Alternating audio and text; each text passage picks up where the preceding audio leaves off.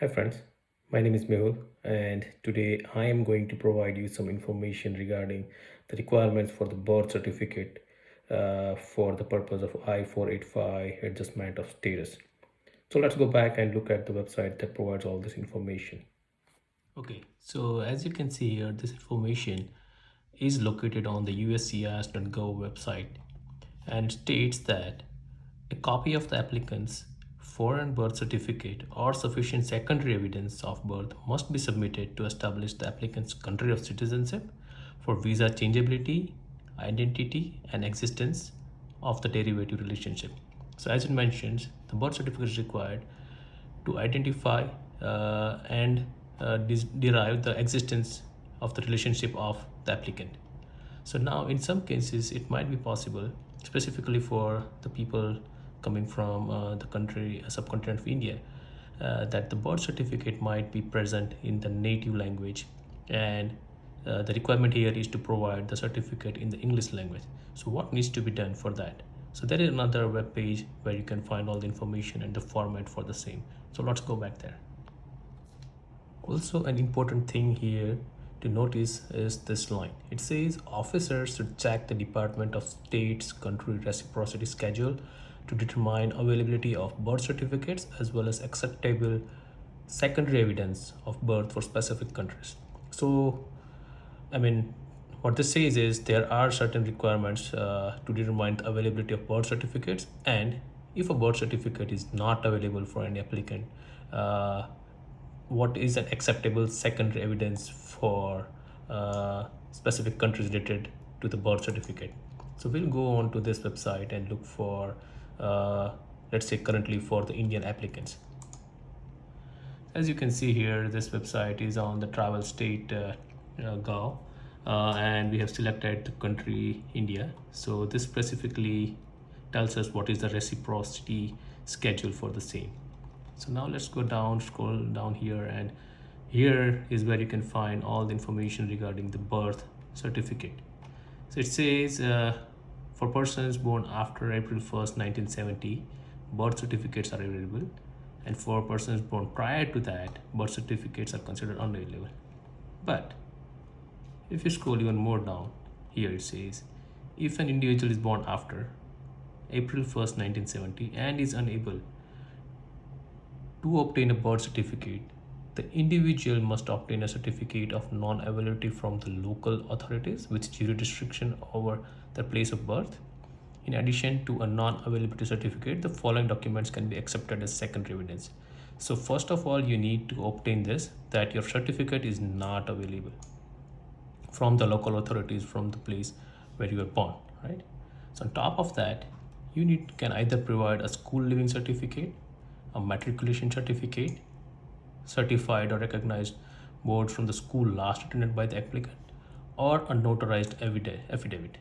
Now what this tells is basically you need to have an affidavit by by the parent saying and mentioning that the applicant is their child, and they need to specify the date of birth, the place of birth, and the full name of the child. So it will be recommended that you provide this affidavit in English language on a stamp paper, get it notarized, and then attach it with your visa application. Okay, so far we have seen what needs to be done to provide a birth certificate, and if a birth certificate is unavailable, what can be done to provide as a proof for the secondary evidence. Now, there are certain cases where the birth certificate is in a native language that is not English. I have the same problem, I had the same issue, but there is a workaround to that as well. So the first thing, either the birth certificate is not available. Second, if birth certificate is available, the language of in the certificate that is being drafted is not English. The third problem that has been noticed is that some of the applicants' full name are not available on the birth certificate, or either of their parents' name is not printed as their full name. And this name needs to match whatever is on the biological page or the last page of your passport. So what needs to be done? So in that case, the parents of the applicant, if still alive, need to provide a notarized affidavit stating their full name, both mother and father, the child's name, the place of birth, all in English, stating that they are related to this child as the parent, and they approve that so and so person was born on the specified date and the place.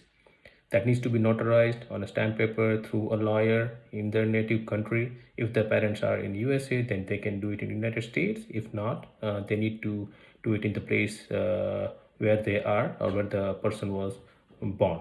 So that needs to be attached as a form of evidence stating on top of the birth certificate in the native language.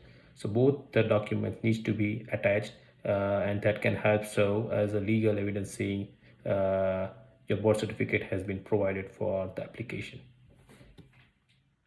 So as I mentioned earlier, this is just a summary of the information that needs to be included on the affidavit.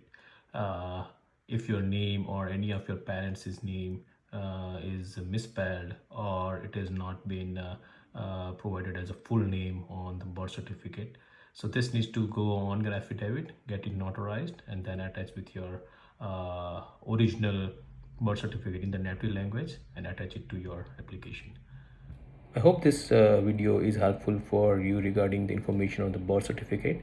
Again, as I always say, I am not a lawyer or attorney by profession. This is just for information purpose only.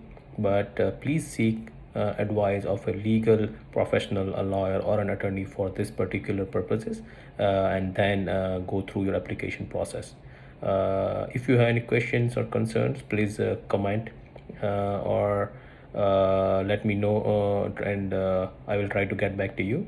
If you like the video, please hit the like button and also subscribe for the latest information for the immigration. Have a great going ahead.